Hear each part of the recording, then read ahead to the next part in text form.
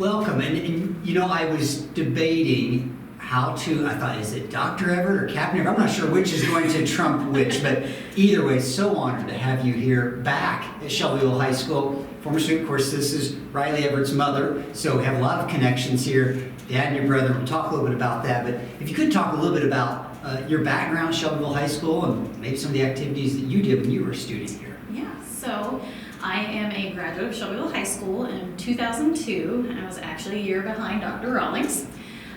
So we spent several times in the hallways together, I would say. Yes. Lots of activities. So Yes.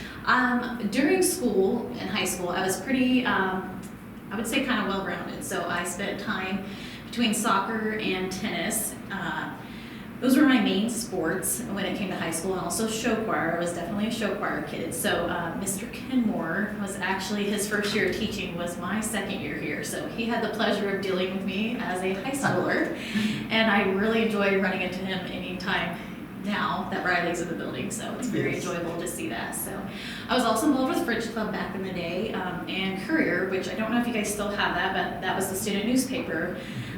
Also when I was in school. So those were basically my activities besides, you know, a lot of academics. So Yes, and I do remember you being everywhere in the building and out. So, yes. Now, your family, of course, has a long history of service with the military, and just at least we'll go more immediate. Your father served in Iraq, your brother in Afghanistan. Of course, you were an Army nurse overseas. Can you talk about when did you decide that this was a path for you? So it's kind of funny.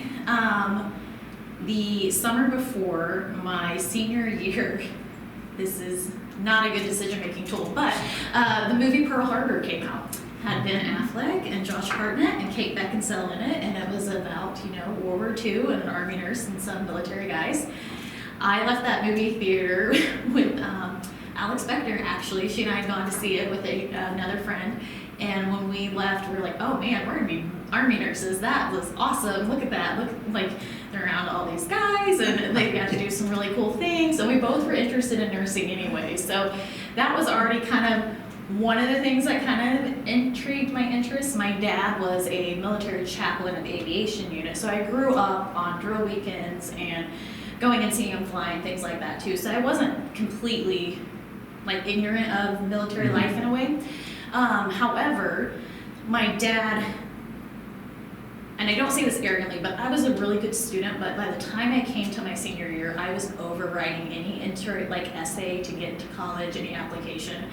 So in order to entice me, he basically said, hey, I talked to Army ROTC recruiter down here and the Navy recruiter, and they're in need of nurses. So, and they're willing to give you a full ride scholarship. If you fill out this application and you get a full ride scholarship, I'll buy you a new car. And I was like, all right, done. So not the best, like I said, decision-making skills at the time, but I had filled out all the applications.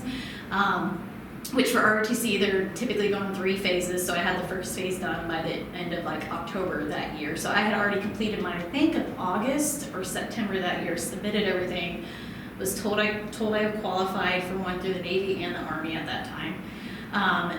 But shortly after, I don't know if you remember, but my senior year, 9/11 happened. So I do remember being in here when watching the plane crash in the towers. I was actually typing up one of my newspaper articles for Courier, and we were down near media room, down near the cafeteria now, but when it used to be that area. And so I remember kind of watching that and then going to my next period, which was AP Lit with Miss Davis, and sitting in there, and that whole day we didn't do any class like at all academic-wise, like we just watched news cycle. And I do remember sitting in second period, Miss Davis, when the second tower went down, and I was like, oh, what am I getting into? Like, this is probably pretty serious. And randomly, Judge Meltzer, now Trent Meltzer, was in class with me. And I remember somebody saying, who do you think this is? Who would do this? Why would this? And I remember him saying, the Taliban. And I was like, the Taliban what? Like, what is this? Like, it shows how smart Trent was even back then, and very, like, up to date with politics and world news. So, so I just remember kind of being confused and even asking Miss Davis. I was like, Miss Davis, I just filled out an ROTC application. Like, what? Is this smart? And she just kind of looked at me like, you know, you got some things to think about. So honestly, so I I did end up taking that scholarship knowing we were in a wartime military, but I felt very much like doors had opened, and that was kind of what I knew with my dad and stuff. I felt very, secure going into that training and that environment with it, not knowing if I would ever end up overseas or whatnot. I knew it was a possibility, but it became very much a real possibility after that day on 9/11. So.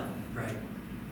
That took real courage. I mean, I remember that time frame well. Wow. So. And I just referenced Mrs. Davis today in class, the no linking verb rule. So we won't go too far down that line. But she made me an excellent writer, absolutely. but I can still recite every linking verb there is now. Yes. Yes.